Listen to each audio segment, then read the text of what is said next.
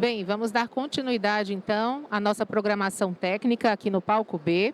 O próximo painel traz um tema crucial: os impactos da reforma tributária na logística, abordando mudanças estruturais que influenciarão diretamente a competitividade do setor. Convidamos ao palco o moderador deste painel, o senhor Matheus Miller. Ele é sócio da Advocacia Testini e executivo sênior em Relações Institucionais. Convidamos também os painelistas Marcos Antônio Ferreira Araripe, da Receita Federal do Estado do Ceará, Anderson Formenton Luciano, fundador da AFL Consultores, e o senhor Hamilton Sobreira, presidente da Comissão de Direito Tributário da OAB Ceará. Passamos a palavra agora para o moderador, senhor Matheus Miller.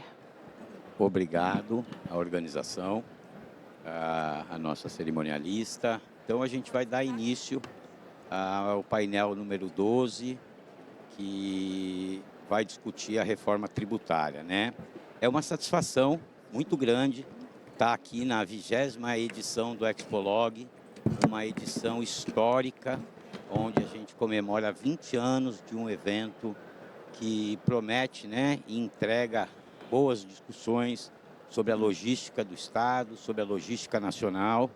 E nós vamos discutir os impactos da reforma tributária no setor de logística, né? A logística em todos os seus elos, no elo portuário, no elo rodoviário, dutoviário, como é que esses setores vão e estão se preparando para esse momento novo.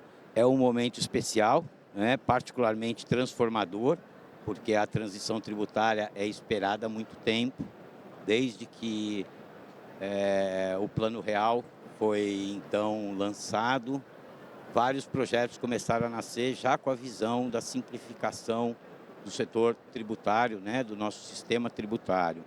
Eu vou fazer uma pequena apanhado aqui do histórico legislativo para a gente contextualizar o nosso painel, né?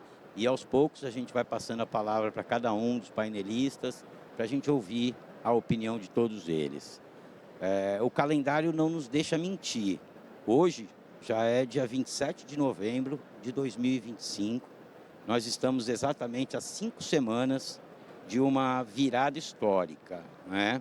Em janeiro de 2026, começamos os testes práticos do novo sistema tributário brasileiro, que inclui aí o IBS e a CBS.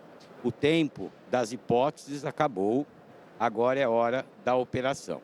Então é importante a gente dizer que essa reforma tributária, ela inicia em 2023 com a aprovação, né, da emenda constitucional 132, criando um modelo novo, né, um modelo de imposto de valor agregado dual, e com o imposto de bens e serviços e a contribuição de bens e serviços. Depois da emenda constitucional, vieram o PLP 68, hoje já convertido em lei, que é a Lei 214 de 2025, né? E que estruturou toda a operação do sistema e inaugurou, inclusive, uma questão que é importante para o setor portuário, que a gente vai poder depois debater, que é um microsistema de reequilíbrio econômico dos contratos de concessão de longo prazo. Mas aí vai ser um assunto que a gente vai ter chance de conversar nas próximas rodadas de conversas. E agora estamos avançando na etapa de regulamentação complementar, que é o PLP 108, que trata da governança do IBS e da distribuição entre estados e municípios. Bom, alguns temas impactam diretamente o setor de logística e que a gente vai abordar pouco a pouco aqui no nosso debate. Entre eles, a gente pode dizer aqui a questão do split payment, que é a ideia de você ter olhar como é que isso vai impactar o fluxo de caixa das empresas. Esse é um ponto bem sensível. O custo da mão de obra, né, a falta de créditos sobre a folha, uma vez que talvez os incentivos setoriais eles serão descontinuados. Um ponto fundamental, que é o fim da guerra fiscal, que desenvolveu em diversos estados, né, uma política de incentivos fiscais para a instalação de centros de distribuição. Então, esse é um ponto sensível com a mudança da tributação da origem para o destino da carga e também a questão da frota, porque com o imposto seletivo, como isso vai ser, qual o impacto, né, que a gente vai ter aí na frota, nos insumos para a composição do frete. Diante de tudo isso, a gente pega aí algumas falas, eu gosto muito do professor Heleno Torres, que é um especialista, né, um pernambucano, mas um especialista na área econômica, e ele disse assim, olha, ele fez uma metáfora interessante, dizendo que a gente aprovou o esqueleto e agora falta dar a musculatura, né, para o nosso novo sistema tributário.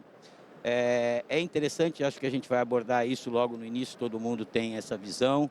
A reforma tributária ela vem embalada por um discurso de simplificação, né? A gente tem um estudo que é muito interessante, que é o Doing Business, né, feito pelo Banco Mundial. Ele foi descontinuado ali em 2022, mas ele sempre analisou o ambiente de negócio nos países. E nós, o Brasil, sempre tivemos uma classificação, sempre ficamos muito abaixo nesse ranking, em virtude dessa dificuldade da tributação, né, do tempo gasto para os negócios e as empresas recolherem seus tributos, entenderem suas obrigações acessórias.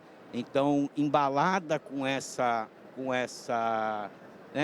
visão de simplificação, a reforma tributária ela é muito bem-vinda, mas também traz preocupações, principalmente aí para o setor de logística, né, que é a espinha dorsal da nossa economia. O Brasil, um país de tamanho continental e que tem na logística, no transporte interno e na logística internacional, né, na conexão com o globo, grande parte linkada da sua economia. Então, isso tem um impacto muito grande. E a CNT, recentemente, tem dito que esse impacto pode chegar aí até 10% em aumento do frete. Então, é um assunto palpitante e hoje a gente montou um painel com especialistas com várias visões. Então, a gente vai ter o Dr. Marcos Araripe, que é o superintendente, né, substituto da terceira região da Secretaria da Receita Federal do Brasil, o Anderson Formenton, que é consultor tributário, alguém que vive a dor da empresa, então vai poder nos trazer essa visão. E também o Hamilton Sobreira, que é professor na área do direito tributário, advogado, compõe várias comissões. Então, a gente vai hoje poder ter uma discussão abrangente. Eu vou iniciar passando a palavra para o doutor Marcos, mas eu quero deixar aqui uma ideia inicial, né, para a gente fazer uma primeira rodada de uma visão geral, né, no sentido de como é que a gente vai equilibrar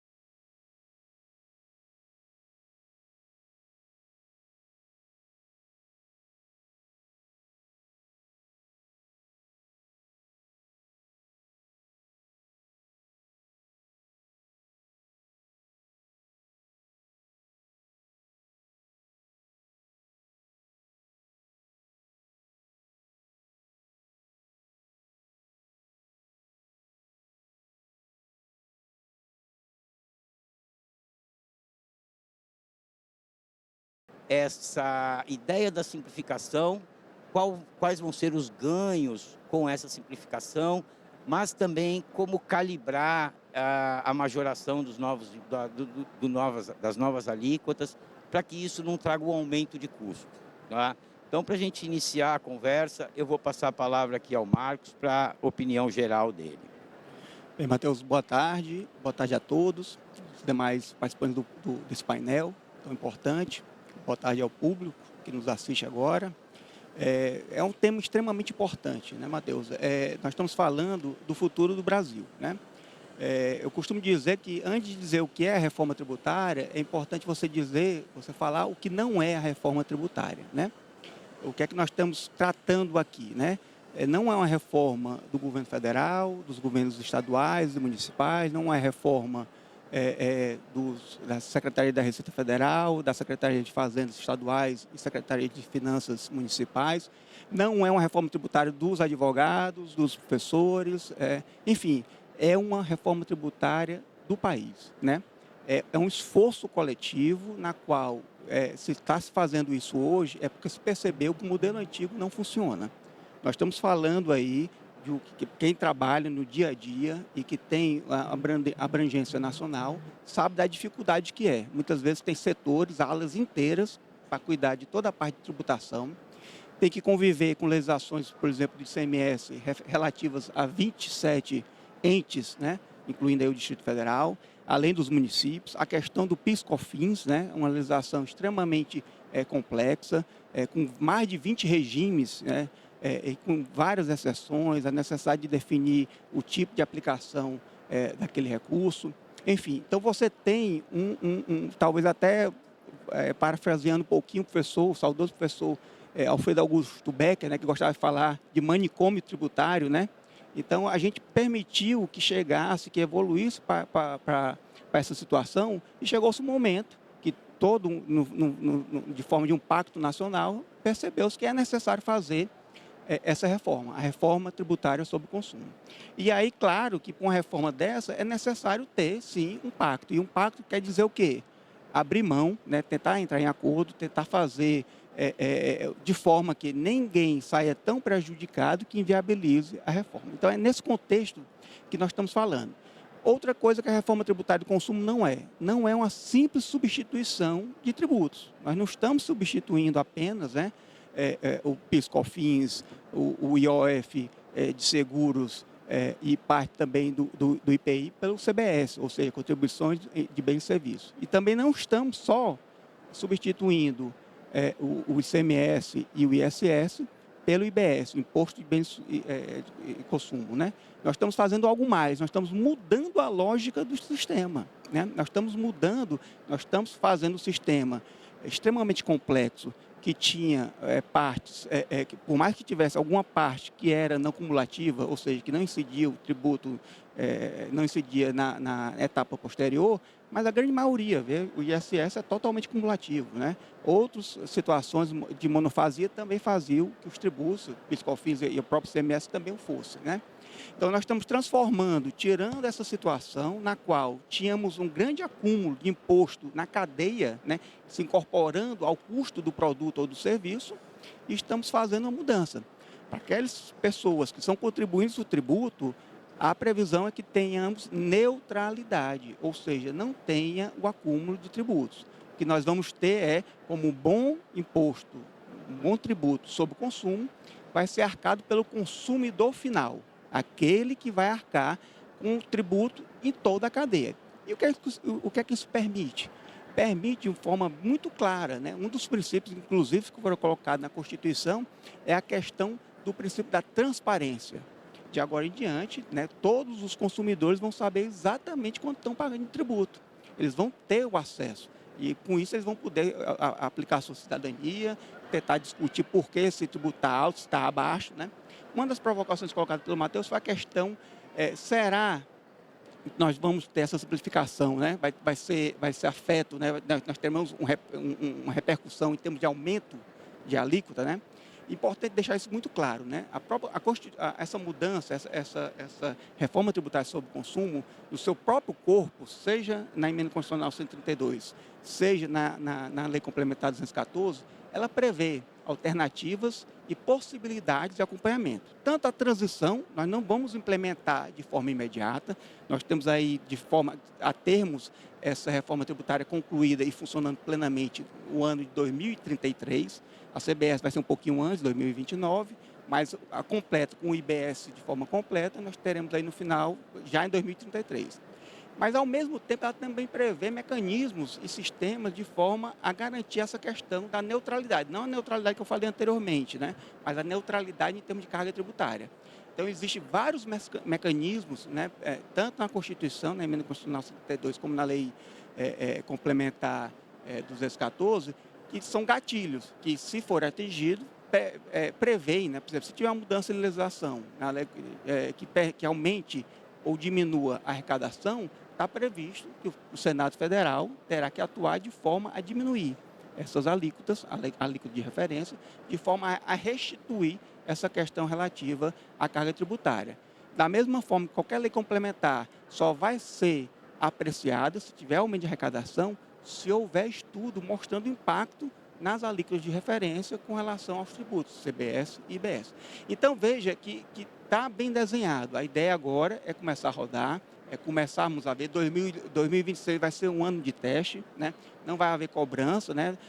Vai ser apenas a possibilidade de você destacar, e aí nós teremos aí uma compensação com o PIS/COFINS, e também aqueles que atenderem, né, as obrigações acessórias estarão dispensados de qualquer tipo de arrecadação.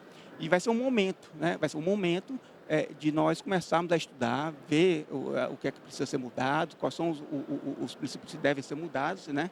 E tentar fazer da melhor forma possível. Só um detalhe, antes de passar a palavra para o Matheus, devolver a palavra para o Matheus, o sistema hoje da Receita Federal, que está previsto para acompanhar toda essa parte de tributo, só para ter uma ideia, existe uma estimativa que nós estamos falando de um sistema que vai ser 150 vezes maior do que o sistema do PIX.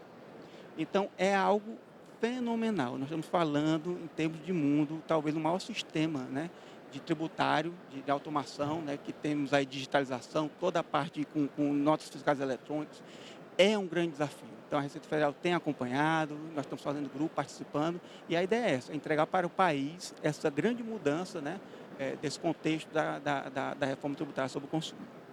Vejam só, né, como é importante a gente ter uma visão de dentro da Receita, né? Porque você ouve muito ruído ainda sobre a reforma, muita especulação e preocupação por falta, às vezes, de informação e de conhecimento, de que a gente tem mecanismos para não deixar que uma reforma que vem para beneficiar o sistema, vem para beneficiar a economia, ela se torne num vilão, né, num aumento de custos. Então, é muito importante, e por isso esse painel ele tem uma relevância muito grande para o setor logística, para entender que, olha, calma, o jogo ainda está começando, 2026 é um ano de transição, é importante essa tua fala de que não haverá cobrança, né, porque tinha gente falando, você já ouve às vezes pessoas ainda com receio, né, porque o empresário que põe o risco do negócio dele, né, o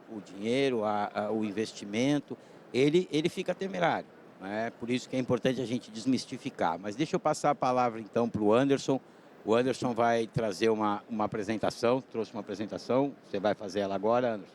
Tem que ver se está pronta, mas... Eu acho que está. O seu Esse é o passador está aqui. Tá bom. Eu vou pedir então para o pessoal da produção colocar a apresentação do Anderson, e aí a gente já dá início a essa fala.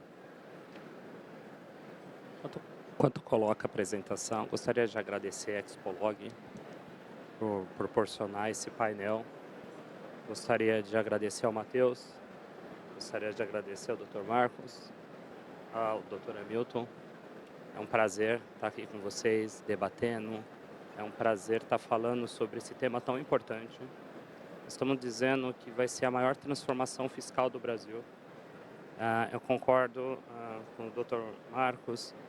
Não é uma simples mudança, não é uma simples substituição tributária, não é simples eliminação de um tributo e a criação de dois tributos. Estamos falando de uma transformação. E essa transformação, com certeza, vai exigir uma mudança do pensamento nas empresas, uma adaptação da forma que o Estado analisa também a questão tributária, tanto nos entes federais, nos entes estaduais, nos entes municipais. Então, tenho certeza que vem para simplificar, também acho, mas até chegar esse momento, até chegar em 2033, vai ter uma curva de aprendizado muito grande. E a palavra é conhecimento. Eu acho que todas as empresas têm que se adaptar, todas as pessoas têm que conhecer melhor esse modelo, porque é um modelo que vem para mudar toda a forma que o Brasil tratou a questão tributária até então. Eu acho isso importantíssimo, as pessoas saberem disso. Bom, ver se eu consigo passar. Bom, explicar um pouquinho primeiro. Nós somos uma empresa de consultoria tributária. Estamos aqui no Ceará, junto com a Unipar. A FL também faz 20 anos, assim como a Expolog.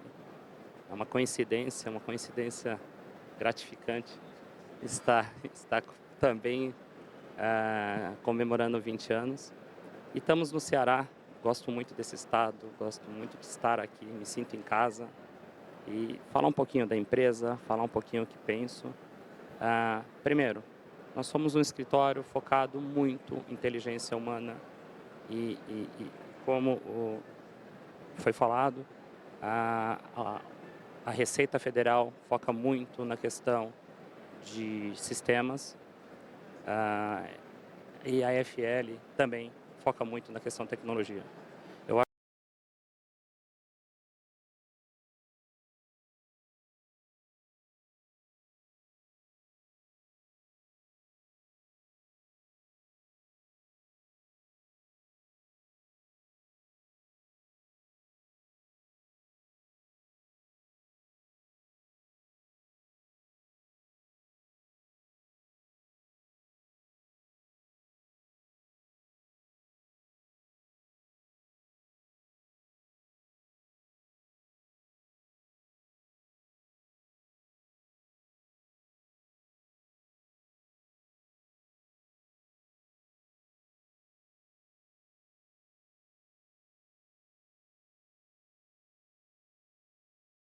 Acho que é difícil você fazer, é quase impossível fazer uma revisão tributária, olhar todos os aspectos tributários de uma empresa, se você não tiver tecnologia da informação.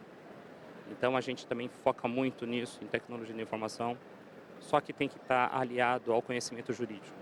Tem que ter esse conhecimento que só a tecnologia não é suficiente. Então nós temos uma equipe multidisciplinar focado em tipo de imposto, focado em consultores tributários, em previdenciário, enfim, em cada tipo de imposto, e também um time jurídico e um time muito forte de TI. Tá? Falando um pouco da minha formação, eu sou advogado e contador, fui diretor tributário da Motorola, da Danone, da Votorantim, e chegou um determinado momento resolvi criar a FL com o intuito de, como meu palestrante aqui disse, esse manicômio tributário, tentar ajudar um pouco as empresas a tirar melhor resultado, a tirar uma maior compreensão dessa área tributária. Tá? Basicamente, nós temos um tripé focado em consultoria tributária, consultoria jurídica e tecnologia da informação. Acho que isso que é o que faz a AFL um sucesso e em trazer resultados aos nossos clientes, justamente pela unificação desse tripé. Acho que é importantíssimo no ramo tributário você ter essa função, porque eu acho que uma não caminha sem a outra. É humanamente impossível fazer um trabalho sem ter tecnologia de informação hoje e sem o conhecimento jurídico e tributário. Tá? Eu separei algumas falas, aqui tem o ilustre Bernardo Api, foi uma pessoa super importante na condução da reforma tributária. E quando eu comecei a montar o material, eu falei, vou pegar justamente a visão da Receita, a revisão do Bernardo Api sobre essa questão tributária. Vou aumentar aqui. Tá? Então vamos lá. O que o próprio Bernardo Api diz que eu concordo em tudo? Primeiro, a maior transformação do sistema tributário brasileiro desde 1960. Palavras do Bernardo. Redução da sonegação e da fraude, com uso intensivo de dados e inteligência artificial. Criação de uma base de informação ampla para combater a lavagem de dinheiro e o crime organizado. Existirá a publicação, estamos esperando a regulamentação de algumas do IBS e do CBS. Desenvolvimento de sistema de apuração, junto com a SERP. Os testes do split payment será feito ao longo do ano. e a necessidade das empresas se adaptarem rapidamente, investindo em pessoas e processos e sistema. E um risco competitivo de precificação. O Matheus disse qual seria um desafio, e eu acho que esse desafio é eminente. Eu acho que se a empresa não se atualizar, ela tende a perder mercado, tende a ter um aumento de preço. Por mais que exista a intenção de não existir um aumento na carga tributária, nós estamos falando de uma mudança totalmente da forma que se calcula, da forma que se precifica.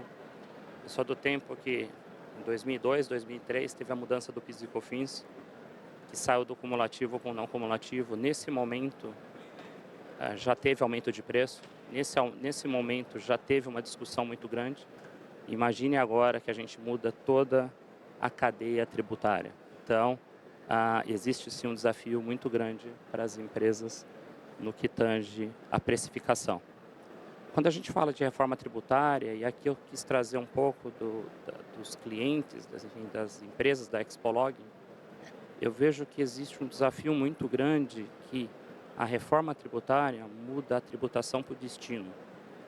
Parece uma mudança simples, mas não é. Essa mudança vai ter impacto direto na logística, direto. Centros de distribuições talvez não vão ter que existir mais, ou se vão ter que existir, vão ter que se readequar a esse novo modelo. Armazenagem, transporte, tudo isso passa por logística e tudo isso a reforma tributária vai mudar. Então, existe um desafio muito grande para as empresas que estão aqui em se adaptarem em breve a essa mudança. E a pergunta que fica é se as empresas estão se preparando para isso. Por mais que o ano de 2026 tende a não trazer resultado nenhum, eu acho que isso o governo federal, enfim, acertou em dar esse tempo para as empresas começarem a se adaptar. Tem um ano em que as empresas têm que se atualizar, têm que se modificar. E um ano para uma empresa, dependendo do tamanho, é um prazo muito pequeno, é um prazo muito curto para fazer todas essas alterações. Então fica essa pergunta se as empresas estão se preparando para isso. Tá? E para trazer um tema aqui bem prático, nós criamos a Lufi. A Lufi é uma inteligência artificial que qualquer pessoa com QR Code pode acessar. Eu liberei o acesso e para todos que estão na Expolog e podem fazer perguntas. É uma inteligência artificial que responde, ela tem 99,7% de assertividade. É uma inteligência artificial que a gente vem cuidando justamente para sanar todas as dúvidas que existem da reforma tributária. Por último, nós temos um curso de reforma tributária, que também está no QR Code, e um treinamento de reforma tributária que fazemos em company, justamente para esse momento, que é um momento crucial, é um momento que vai alterar toda a sistemática da reforma tributária. E fica, por último, a questão, a reforma tributária vai trazer uma mudança significativa no processo. Isso é fato. A questão é se todas as empresas estão se preparando para essa mudança. Bom, Anderson, é muito interessante essa visão.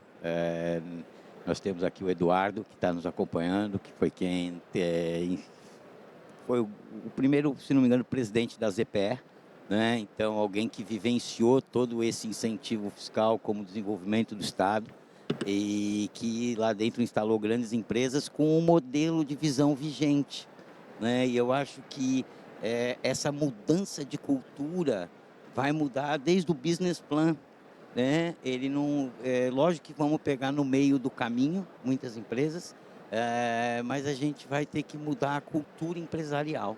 E eu acho que esse vai ser o grande desafio e por isso o que o Marcos trouxe desse período de transição. Eu acho que vai ter que ser muito bem explorado esse tempo.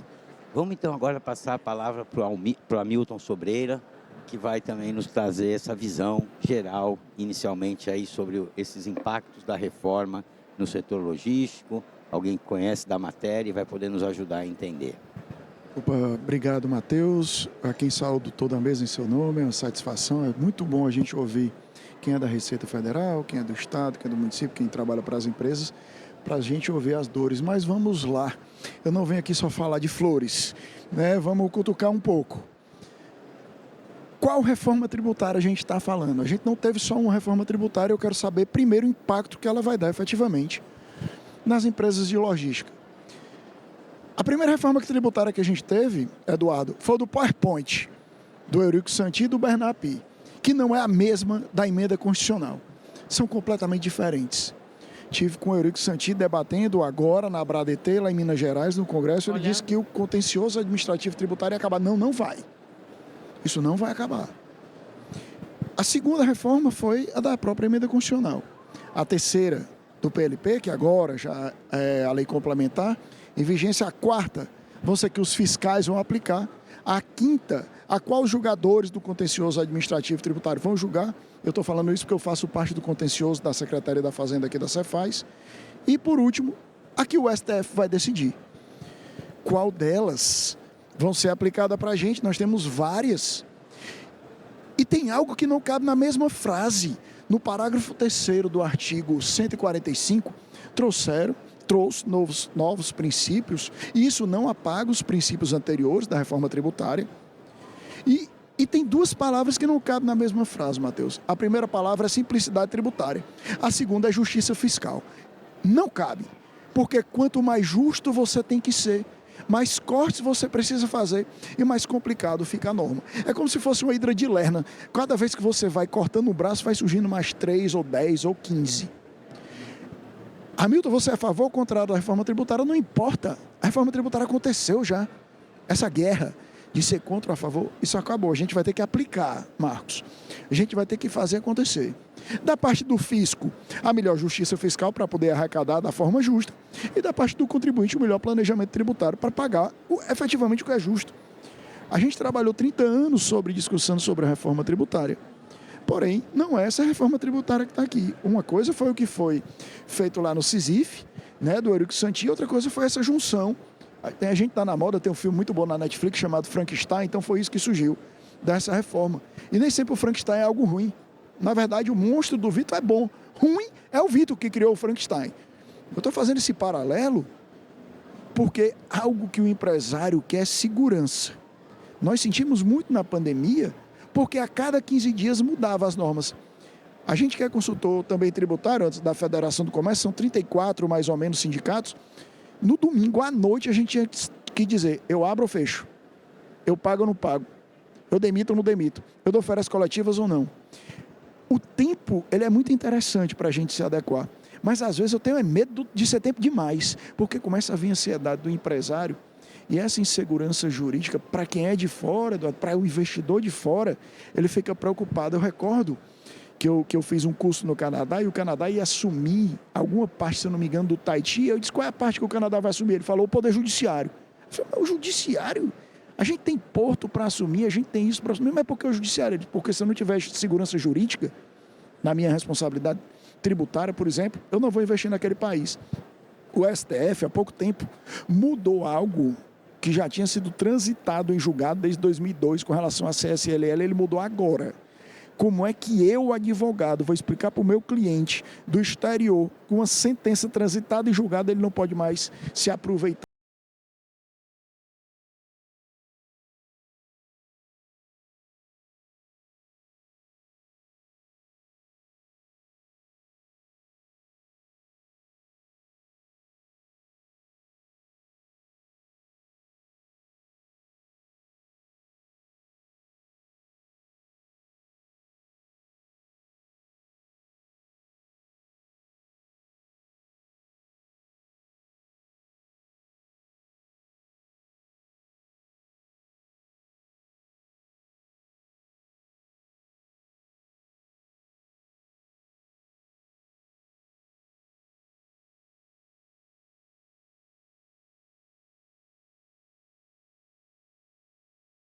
Disso. Eu estou falando isso porque isso sofre impacto internacional e, claro, o Banco Mundial precisa de compliance e precisava que o Brasil fizesse essa reforma tributária. Só tem um porém. Tudo que só tem no Brasil e não é jabuticaba, a gente tem que ficar preocupado. O IVA na Europa é completamente diferente do IVA que está sendo aqui. O IVA na Europa é 1. Fazer igual o menino do pastel, só que é 1 ou é 2, né? O IVA aqui foi dividido em 2, para alegrar também aos estados. O CBS, que chama de contribuição de bem e serviço, que de contribuição não tem nada, porque se fosse contribuição, o seu destino deveria vir na lei. E não tem na emenda constitucional, nem tem na lei complementar. Então o CBS não tem nada de contribuição. É um imposto também. Mudaram esse C para dizer que é da União e o I para dizer que é do Estado e do município. Qual a repercussão que a gente vai ter, e aí não só para o setor de logística, mas principalmente para o hipossuficiente na relação? Nós temos 2 grandes hipossuficientes nessa relação.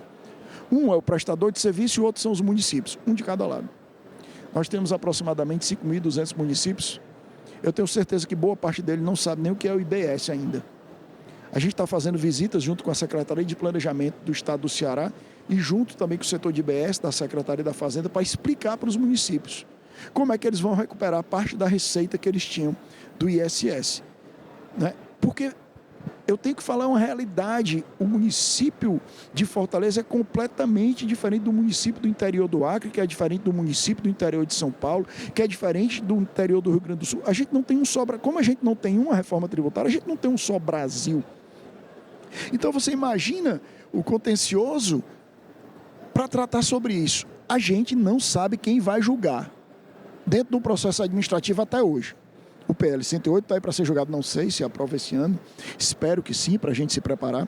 A gente tem algo que eu ainda não sei direito a natureza jurídica dele. Para quem não é advogado, natureza jurídica significa o que é isso para o direito. Eu não sei o que é o comitê gestor, agora eu sei o poder que ele vai querer, que ele vai ter. Se alguém me perguntar, se você quer ser presidente do Brasil? Não. Quer ser ministro? Não. Quer ser o quê? Presidente do comitê gestor. Porque eu vou estar com o dinheiro na mão, eu vou dizer quem vai julgar, eu vou escolher quem julga. A gente vai ter um sistema possivelmente paritário, e aí eu passo para uma das reformas, que é o processo administrativo tributário. Olha a paridade, Anderson. Você vai ter 4 julgadores representantes da União, dos estados, no IBS. 4 julgadores representantes do município e 4 representantes do julgador do contribuinte. Onde é que está a paridade? Eu não estou dizendo que o julgador do fisco vai sempre julgar a favor do fisco, porque não é assim hoje. Mas a gente, por um histórico, a gente tende a quem é do fisco votar a favor do fisco. Então são 8-4. Não tem paridade nisso. E são pessoas que aplicam as normas por... Na verdade, é do Estado, né? Seja referente ao CBS ou IBS. Então, isso vai trazer por si só uma grande vantagem em termos de compliance, né? Empresas noteiras que falsificam o crédito. Não vai ter mais, se for para a questão tributária, eles não vão fazer mais. Eles podem tentar fazer isso para lavagem de dinheiro ou outros fatores, mas para a questão tributária, não, né? Outro fator que você colocou foi com relação ao imposto seletivo. O imposto seletivo, aquele imposto chamado imposto do pecado, né? E a gente tem que tomar cuidado com esse nome, né? Porque pode entrar uma concepção diferente. Claro que quando fala pecado, a gente está pensando em bebidas, jogos e tal. Realmente, essa parte. Mas foi introduzida para a emenda constitucional 132 outro conceito, outro princípio, né? Que é a questão da proteção do meio ambiente. E nessa linha da proteção do meio ambiente, vários aspectos lá, durante tanto da emenda constitucional como da lei complementar 214, foram bolados dispositivos de forma a proteger isso. E um deles é a questão do imposto seletivo, que tem impacto para as empresas de logística. Por quê? Porque um dos aspectos que foram colocados lá, das possibilidades de tributação do imposto seletivo, e aí é importante salientar que o imposto seletivo, ele é cumulativo. Ele é cumulativo, não vai ter crédito e débito. E ele vai também compor a base de cálculo dos outros tributos, né? Do IBS, do CBS. Então, ele não compõe a base dele, é por fora, mas dos outros compõe. Então, tem um dispositivo que fala que vai incidir o imposto seletivo, a partir de 2027, já vai começar, né? Sobre veículos de transporte, de carga. E ele coloca lá, se eu não me engano, no anexo 27, quais são os NCMs que compõem. Só que faz exceção. Qual é a exceção que ele faz? Exceto o caminhão. Então, isso já dá uma folga para as empresas logísticas. Então, vai incidir, né? Só que não de caminhão, mas van, minivan e outros transportes, outros veículos de carga podem vir a exceder.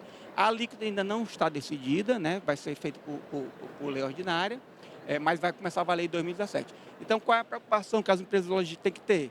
Ver na renovação da sua frota, ver quais são aqueles casos de NCM que compõem, que vão incidir o imposto seletivo, claro, evidentemente, ver quanto é que vai ser a alíquota para fazer o seu planejamento, né, de se vão ou não.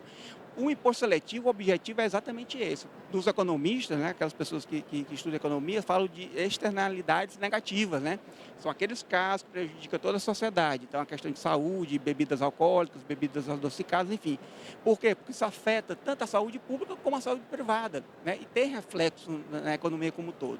Da mesma forma, a questão do meio ambiente. Então, grosso modo, é isso que nós temos que tratar de imposto seletivo. Que ótimo, né? Então dá para a gente entender um pouco a visão da Receita e da ideia, né, de você criar mecanismos para dar transparência, né, para diminuir a sonegação e com isso tornar dar mais credibilidade à nossa economia, ao nosso sistema tributário. Então acho que esse é um lado positivo dessa questão do pagamento dividido, né? Muitos ficam com medo que o meu caixa vai ser desabastecido, mas não é também essa visão de fim de mundo, né? Há aí uma moderação nessa questão. E eu acho que o imposto seletivo é um tema relevante, eu acho que ajuda a modernizar diversas áreas e também coibir, né, em certo ponto, o crescimento de mercados que são nocivos. Mas, por exemplo, na questão do caminhão, ontem tivemos aqui um debate muito interessante com a turma da CNT, o Maranhão.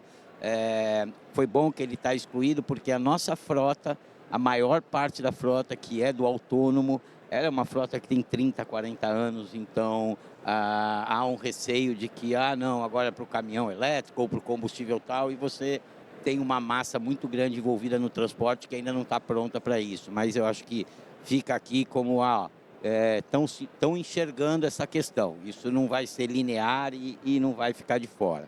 Vou passar a palavra para o Anderson para ouvir agora a tua opinião, Anderson, sobre esses temas e o que você queira colocar. Claro, vamos lá. Eu fico vendo essa discussão, hora eu estou de um lado, hora eu estou de um outro. Por quê? Por um lado, o Brasil é um país continental.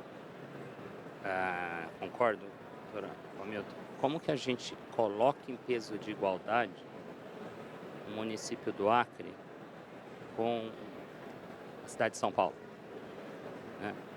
Então, essa questão tributária é uma questão muito sensível, porque existe uma disparidade de renda, existe uma disparidade de consumo, e, no entanto, o Brasil está criando um sistema único.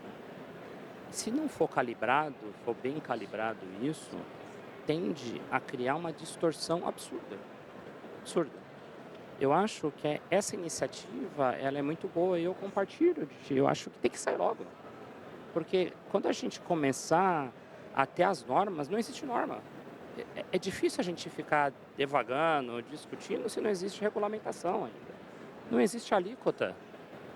Como que nós vamos falar se vai ter aumento de arrecadação? Não existe alíquota. Então o que acontece? Tudo está muito subjetivo. O que eu vejo de aspecto macro é que a iniciativa é muito boa. Eu vivi 2 anos na Europa e lá funciona. O Brasil tem condição de fazer isso, de fazer funcionar. Só que eu acredito que para até funcionar na sua plenitude, vai sofrer. Vão sofrer muito. Vai ter contribuinte quebrando, vai ter aumento de arrecadação às vezes. Esse comitê, concordo, gostei da sua colocação. Ser presidente do comitê gestor vai ser o melhor cargo, vai ficar sentado em alguns bilhões, vou dar para você, não vou dar, vai ser complicado isso, até ter uma regulamentação clara. E não fugindo um pouco da sua pergunta, eu acho que o split payment ele vem no intuito de ajudar a acabar com as fraudes, porque você se acredita se realmente houve o pagamento, né? Então, as empresas vão ter que se atualizar, vão ter que se informatizar. E quando a gente fala sobre o imposto seletivo, o famoso imposto do pecado, eu também fico com receio. Por quê? O que é o imposto do pecado, né? Fala, uma bebida com mais açúcar. Mais açúcar quanto? quanto que é mais açúcar? Será que o mais açúcar para você é diferente do mais açúcar para mim? E aí a gente sabe que o brasileiro é extremamente, ele extremamente acaba driblando alguma Criativo. coisa, acaba mudando, enfim. E aí vai ter também uma discussão muito grande sobre essa questão do imposto seletivo. Então, no macro eu acho que os temas são bons. Só que, no entanto, até chegar à implementação, até chegar às regulamentações, até chegar aos temas concretos para debater, eu também concordo nessa questão que falam, não vai ter mais contencioso. Bobeira, bobeira. Claro que vai. Na minha visão, eu acho que isso demora 20, 30 anos para se equalizar. Eu acho que nós temos um momento aí que vai ser um momento muito difícil mesmo. E a União, o Estado e o município vão ter que pesar a mão, porque se implementar na sua plenitude, imagine, tributação no 100% do destino. O que a gente faz com esse monte de centro de distribuição? O que a gente faz com esse monte de empresas, um monte de estados que são fornecedores, não são consumidores? E sempre foi assim. E aí você vira a regra de uma vez? Vai ter quantos CDs em São Paulo? Entendeu? Então não é assim que vai acontecer. Eu acho que tem que ser gradativo, mas eu ainda acredito que é um modelo que vem para melhorar, mas tem uma transição, compacto da sua opinião, que vão ter muitas dores aí. Eu também sou da época que todo final de ano eu ficava esperando mudar a lei para entrar com ação judicial. Eu trabalhava dia 30 e 31 de dezembro no escritório, porque alguma ação eu ia entrar, que era antes do Plano Real, que todo ano mudava, era cruzada, era Bresser, era Collor, e tinha uma mudança. Eu sabia que ia ter uma mudança e eu sabia que eu ia entrar com ação judicial, não sabia o quê. E dia 30 estava eu lá protocolando uma ação judicial de alguma mudança tributária.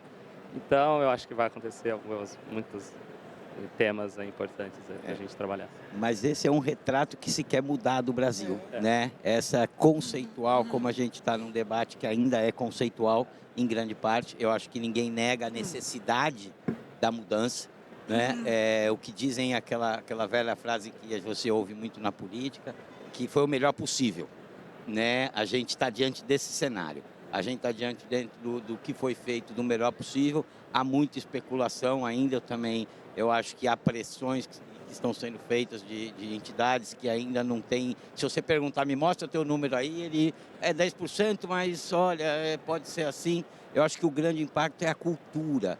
Essa cultura do Estado se desenvolver através de subsídios, né? E aí você gerar a guerra fiscal. Eu acho que esse é um ponto que vai ser relevante e eu quero deixar para a gente debater mais ainda sobre isso. Esse é um painel que poderia levar os 2 dias de feira, porque tem assunto. Eu não sou advogado tributarista, isso está sendo um desafio e uma escola para mim. Eu venho da área do direito portuário, temos relação, lógico, com o tributo, com o aduaneiro, atuo no aduaneiro, mas tem sido aqui, para mim foi desafiador assumir esse painel diante de tanta questão que tem. E eu estou aprendendo muito, espero que a nossa plateia possa também estar aproveitando esse momento para clarear as ideias. Mas, Hamilton, agora é com você. Bom, eu queria tocar em 2 pontos. Você falou sobre o imposto seletivo, né? O pessoal adora o nome estrangeiro, né? Syntax, split payment, até o nome comitê é o nome francês. E tem um pequeno problema no imposto seletivo. E mais uma vez eu disse que ia falar sobre conceitos e um problema é esse. O princípio da proteção do meio ambiente, pela primeira vez, ele está fazendo parte do princípio tributário.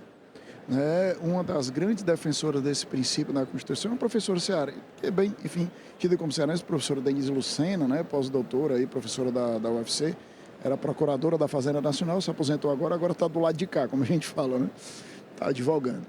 Mas, enfim, há quem diga que esse tributo não teria o caráter extrafiscal. O que é isso, a extrafiscalidade? É controlar o mercado. Eu quero desestimular a utilização de alguns produtos que são nocivos à saúde e ao meio ambiente.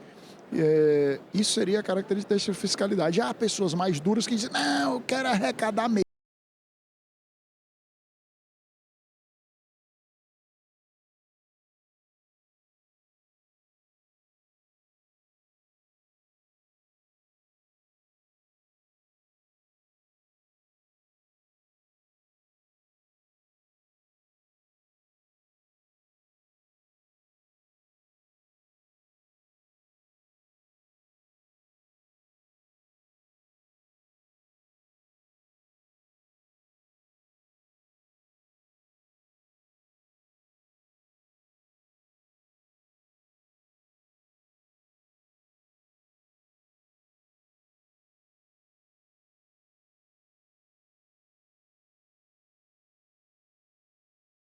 mesmo, eu queria fazer um tributo para arrecadar.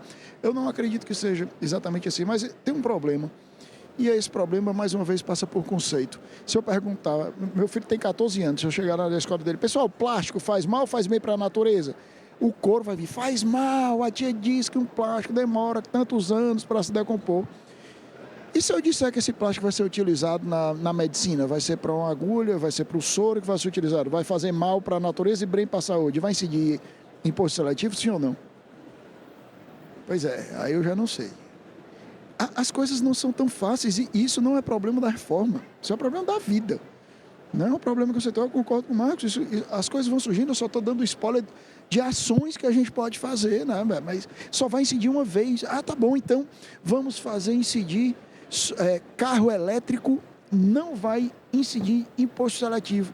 Tá bom, mas como é que eu chego naquela batariazinha que está sendo produzida lá em Santa Quitéria, lá do Tomás Figueiredo, está sendo produzido lá em Santa Quitéria, que está pegando água, que não sei o quê, está fazendo mal ambiente. Então vamos lá, incidir imposto seletivo. Então o carro elétrico já não vai ter o custo diminuído, porque vai incidir no começo da cadeia lá o imposto seletivo. Então são questões que a gente tem que pensar além do que está escrito e muito mais do que não está escrito. Porque a mágica não acontece na mão que o mágico está mostrando, ela acontece na onde ele está escondendo. A gente estava aí fazendo uma reforma tributária, mas está tendo uma reforma de imposto de renda agora, com a tributação mínima.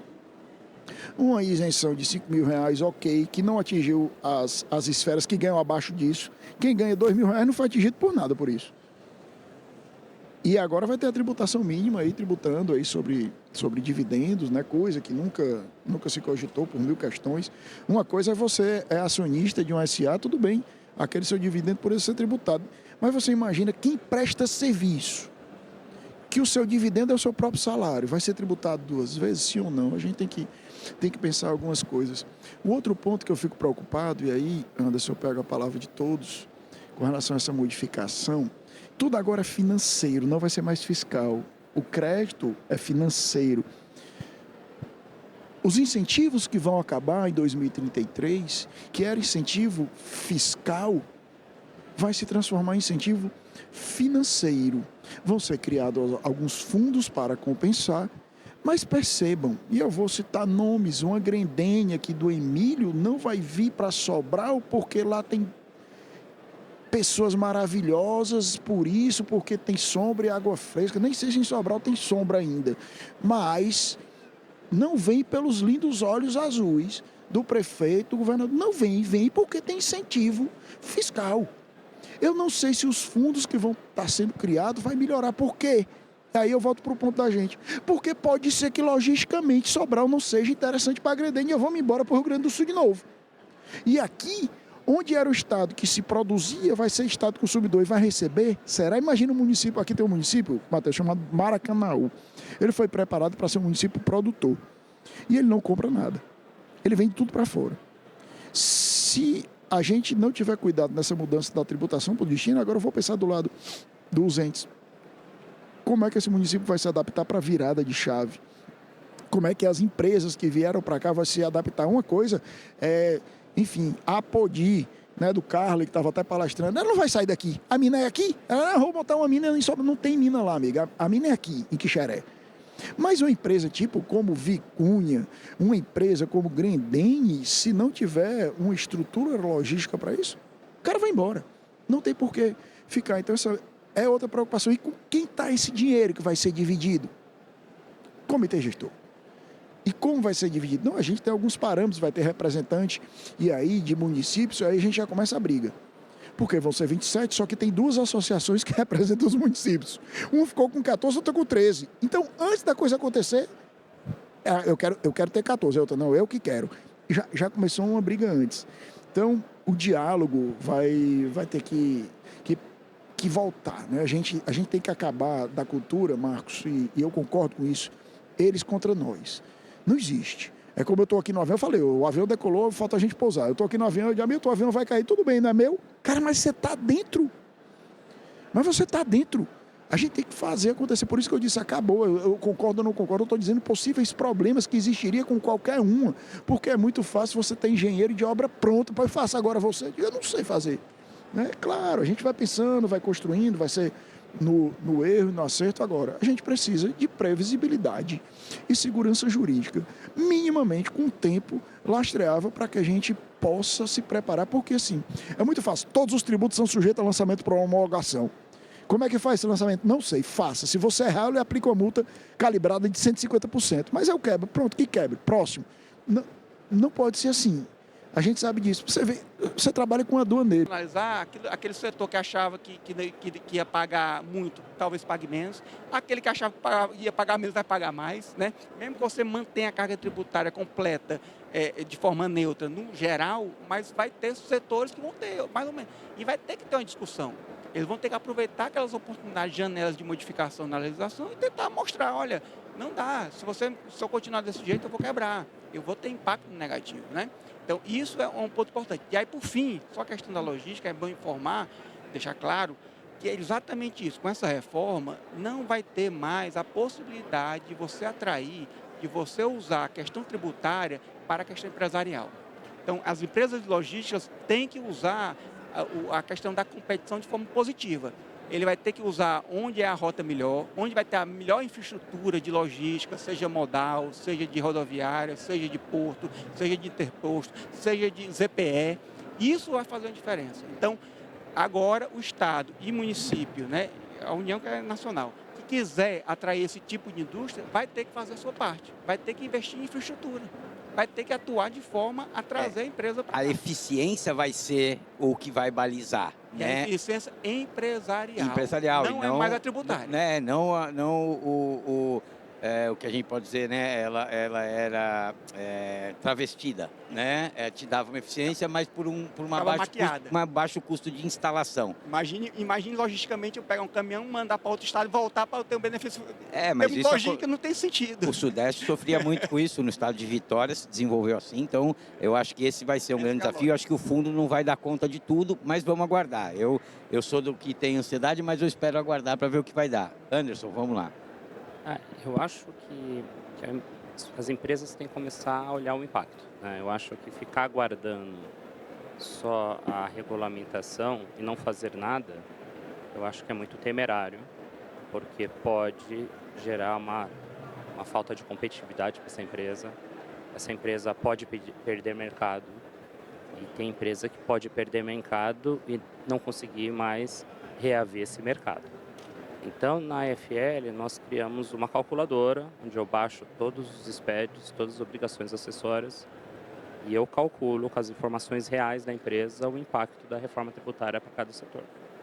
O impacto com base no que tem na lei hoje, né? É claro, tem alguns assumptions, tem alguns temas em que a gente estimamos a alíquota, estimamos algumas coisas, e depois o empresário vai dosando, se for tanto, mas pelo menos ele começa a ter uma visão do impacto que ele vai ter. Eu acho que é importante isso, porque talvez ele já comece a se prever o que ele tem que fazer lá na frente. Então, acho que sou partidário eu prefiro saber o que vai acontecer lá na frente, mesmo que seja um pouco incerto, do que não fazer nada. E esperar o que vem e só depois que vir fazer alguma coisa. Então, se eu fosse empresário, eu estaria já fazendo essa simulação para checar o que realmente vai acontecer. Porque isso pode acontecer de algumas empresas quebrarem. Deixar para depois nunca é a melhor solução num caso desse, né? Então, eu acho que essa análise prévia vai mudar o teu futuro. Mas tem que ver se tem cultura disso no empresariado brasileiro, né? Esse eu acho que é um ponto. Vamos lá, Milton. Bom, Matheus, agradecer primeiro, né, a todo mundo para a gente estar fazendo esse bom debate, né, esse bom diálogo, na verdade. Napoleão, você perguntou assim, o que é que o empresário deve fazer, né, a partir do dia 12 e tal, enfim, já deve estar fazendo. Napoleão tinha uma frase que dizia assim, vista-me devagar porque eu estou com pressa. O empresário sabe fazer e deve saber fazer muito bem duas coisas, é ganhar dinheiro e fazer gestão. Não existe solução simples para temas complexos. Por que eu estou dizendo isso? Porque o empresário deve ganhar dinheiro e fazer a gestão da sua empresa e colocar a sua empresa na mão de bons profissionais. Não adianta a gente tentar fazer adivinhação. Não, eu acho que... Não acha. Você tem que sentar, fazer cálculos, fazer simulações, e a simulação não é no sentido pejorativo, simulação de tratativas, de planejamentos reais, né? Não é não pagar tributo, não é a deixar de pagar tributo, né? Enfim, a evasão fiscal, não é isso. É sentar com bons profissionais e planejar para agora. Não adianta, como você falou, esperar acontecer para poder depois fechar. É a coisa que o brasileiro faz, né? Ele primeiro deixa o ladrão entrar para depois poder fechar a porta. Então, retomo, já é tempo de fazer. O empresário tem que focar no que ele sabe fazer e colocar na mão de bons profissionais para que a gente possa tentar, para que possam ser os bons profissionais de sua confiança, mais uma vez saber, porque tem gente vendendo milagre, não existe, mais uma vez, solução fácil para temas complexos. A gente precisa sentar, estudar e queimar muito tempo estudando. Isso faz bem, né? Isso faz bem para que a gente crie um país melhor. Muito obrigado a todos. E eu acho que você falou um ponto, a gente tem ainda um pouquinho aqui de tempo, que é muito importante, e o direito tributário, como eu falei, não sou da área, mas a gente observa, tinha muito mágico, né? Vendeu-se muita tese e muita empresa lá na frente quebrou isso nos anos 80, nos anos 90. Muitos escritórios grandes de São Paulo se fizeram nisso e depois deixaram um rombo enorme. Então, há que se ter cautela. E mais, o empresário tem que conhecer o negócio dele, né? Por inteiro. Então, eu acho que é um momento para bons consultores, é um momento que falta informação, então que há informação qualificada. A Receita é sempre um parceiro, porque está sempre aberta a te ouvir, mas muita gente tem receio de ir lá dizer, né? Então, eu acho que tem aí um trabalho grande de nivelar conhecimento. Eu acho que essa é a postura aqui dos consultores, né? A própria Receita sempre aberta a discutir. E com isso, gente, eu vou dar por encerrado o nosso painel.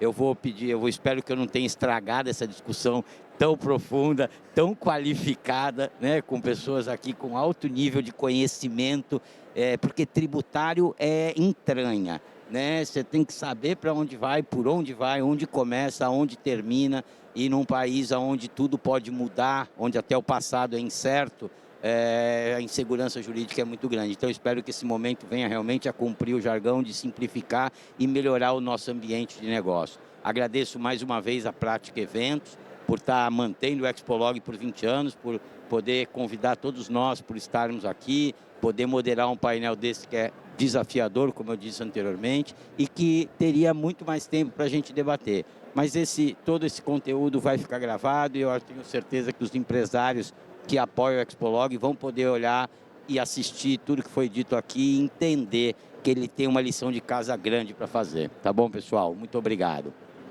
Muito obrigada, e foi realmente uma discussão de alto nível aqui, eu aprendi bastante com os senhores.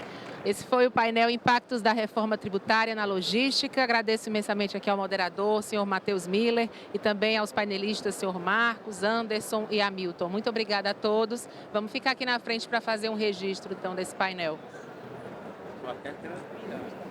Pode ir mais para frente. Vocês são terríveis. E assim nós encerramos oficialmente a programação da Expolog 2025. Agradecemos a todos que contribuíram para esta edição histórica de 20 anos de Expolog. Desde já fica o convite para a Expolog 2026, que acontecerá nos dias 23 e 24 de novembro do ano que vem, aqui no Centro de Eventos novamente. Aproveitem o momento final de networking, visitação aos estandes, que a feira aqui funciona até às 21 horas. Muito obrigada e até o próximo ano.